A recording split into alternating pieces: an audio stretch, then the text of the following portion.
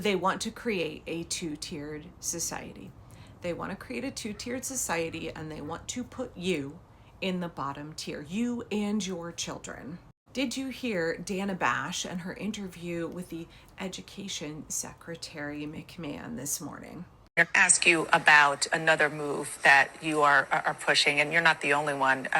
The whole question of whether or not it's the right thing to push all students to college, or whether it's better for some people to attend a trade school like plumbing, electrical work, HVAC, which you can get a job that pays very, very well. But one of the things that it seems is happening is that there is kind of a push to start students on a track as early as elementary school. Mm-hmm. Is that too early? I don't think so, because I think what we can do is look at students. What are their interests? How do we direct them down a pathway that they're going to have an interest, in school? And I believe that children need a well-rounded education, but I think we have focused too long for just that path to a four-year university. And sometimes we ignore what the actual skill sets of those students are. And so as I have looked at middle schools, and I've been to community colleges, and I look at the combinations and how these community colleges are working with middle schools. They have dual credits, middle schools and high schools, right, for skilled trades.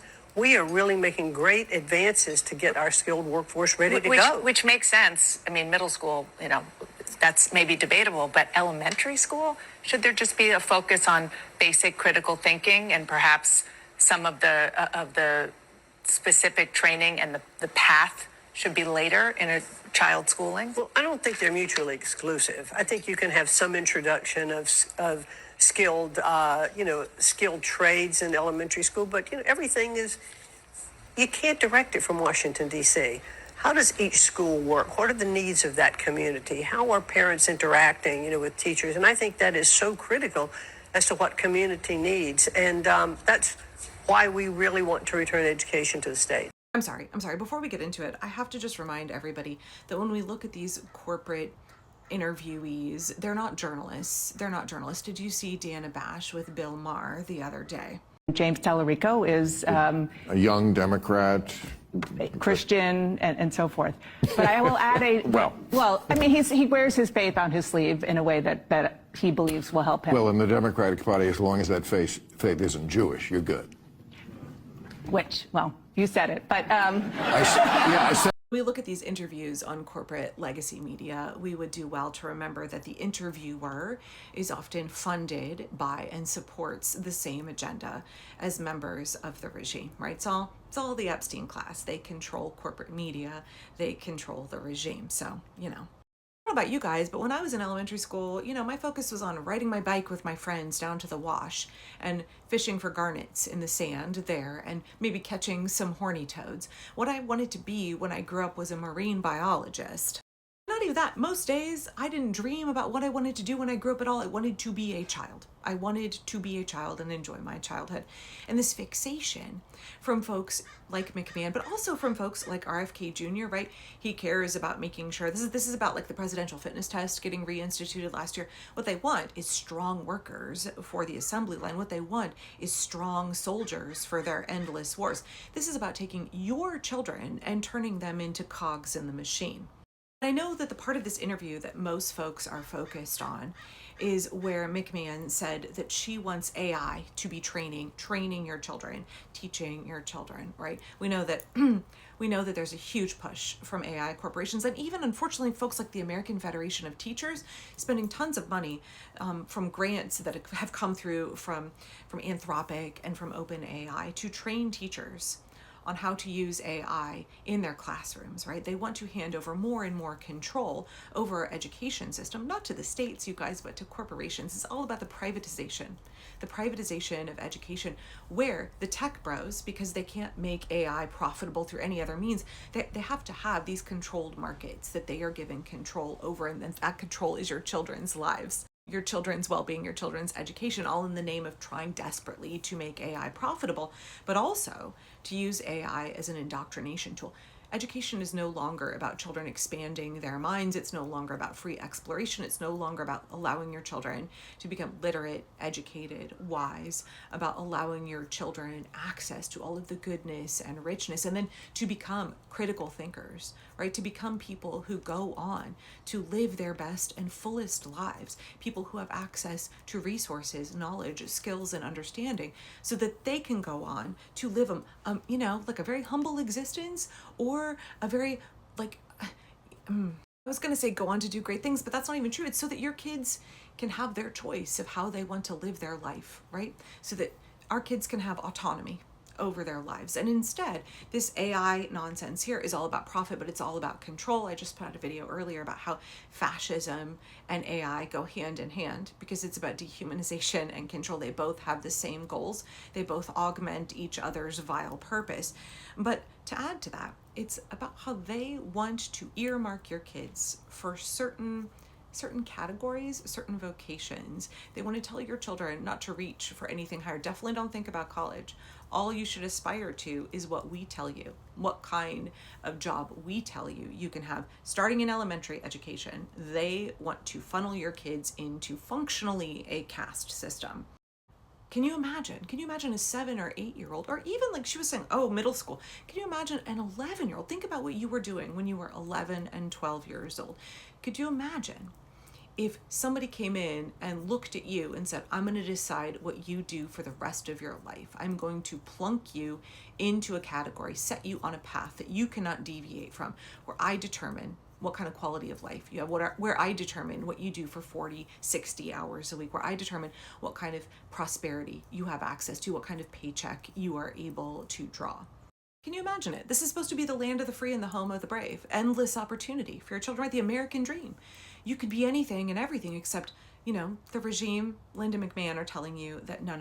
Starting when you are just 7, 8 years old, that the education system, the government, and it's not even just the government, because education, again, they want it to be privatized. They want it to be controlled by Palantir and OpenAI. They want the technocrat bros to control your kids' education. They will decide what your whole life looks like. They will script it out for you in order to trap you in that lower class. They want to make a feudal system where the elites control everything and the majority of the populace is functionally enslaved to them, lives in service to them. And this is part of a larger, more comprehensive Project 2025 plan, a Nerd Reich technocrat bro plan, to make a two-tiered society, to make a feudalist society where you will be living, your children will be living in service to the oligarchy, in service to Sam Altman and Elon Musk and Peter Thiel. Another component of this plan was pushed through by the Republicans in the big, beautiful bill, where they changed the way that student loans work. They put caps on student loans to basically make it impossible for anybody except the super rich. Anybody who doesn't have access to tremendous generational wealth already will not be able to go to medical school, will not be able to go to law school, will not be able to get a PhD, because they've put caps, lifetime caps, on how much you can take out in loans that are just crippling people's ability to go on and get postgraduate, even undergrad, but definitely postgraduate education. I've seen so many clips lately from folks who have had to defer graduate school because they have no idea how they're going to pay for it. They've reached their caps already with undergrad education, or 1 year of medical school will get them past what the cap now is. I'm supposed to be moving to New York in 3 weeks to go and attend my dream grad school, and instead I have to defer for a year because of new policies laid out by the Trump administration. Before this year, there were 2 federal options for taking out money for higher education. There's the direct unsubsidized loan, and then there's the grad plus loan. So the direct unsubsidized one comes first, and that is limited to just a little under $30,000 a year, and that is the better loan with better rates and all of that. Obviously, $30,000 is not going to cover a lot in today's age of school. So there's also always been the option for a grad plus loan, which covers the remainder of your expenses. And that just has a $100,000 limit in your lifetime, basically. In passing the big, beautiful bill, the Trump administration effectively got rid of the Grad Plus loans completely, and that was not even fully negotiated and set in stone in terms of policy until the beginning of this year. So the big, beautiful bill passed around this time last year, and then the Department of Education had to kind of figure out how it would work. I was prepared to take on some debt, thinking that I would be able to. So my tuition at Columbia was going to be $40,000 a semester. And now with this new loan program, rather than having $30,000 per year and then being able to borrow the additional for what I need, it is just capped at that slightly under $30,000. And there's no other program that I can use to borrow. My background is low income and my parents aren't able to help me with a private loan. I don't have the credit to get one myself, which means that because of the new policy, I just literally can't go. Even if I moved there and just tried to make it work, I would likely have to get 2 jobs just to even pay my rent. And then that doesn't even solve the problem of how I would pay the remaining $30,000 a semester of tuition that that base loan wouldn't cover. So it seems extremely unfair to me that they can just remove my opportunity to take out debt for myself, which I know is like a stupid thing to complain about. But it's the system that we've been under this entire time. And now I'm going to be going into the workplace, competing with people that were able to have the opportunity to access those loans when they needed them. In fact, this legislation is probably passed by a lot of people that took advantage of those loans. Or not, because honestly, a lot of the politicians come from money, but still. Who benefits by making it impossible for first-generation college attendees to go to grad school? Who benefits from making it impossible for working class people to rise above their station? Who benefits by making it so that only those with extreme wealth will ever be able to go on and get professional degrees, to become attorneys, to become judges, and to get PhDs, to run our universities, to go to medical school? Who benefits from all of that? I think the answer is quite obvious. So just be aware, the dismantling of the Department of Education is not just because they're trying to wreck everything to make everybody ignorant. It is about creating a two-tiered society. There is a strategic plan here, along with all of the kakistocracy, along with all of the bull in the china shop, smashing everything. That weaponized destruction is about making sure that they cement these two levels, these two castes in the United States. Trying to demolish the American dream. They think that only they in the Epstein class, only they amongst the elites are real people. They don't see us as people at all. They think that we are NPCs. They think that we are servants. They think that we deserve to live as serfs in service to them.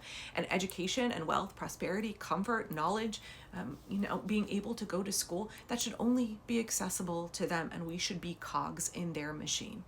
This is the future that Republicans want for your children. This is what Peter Thiel and Elon Musk want for your children. So what are we going to do about it?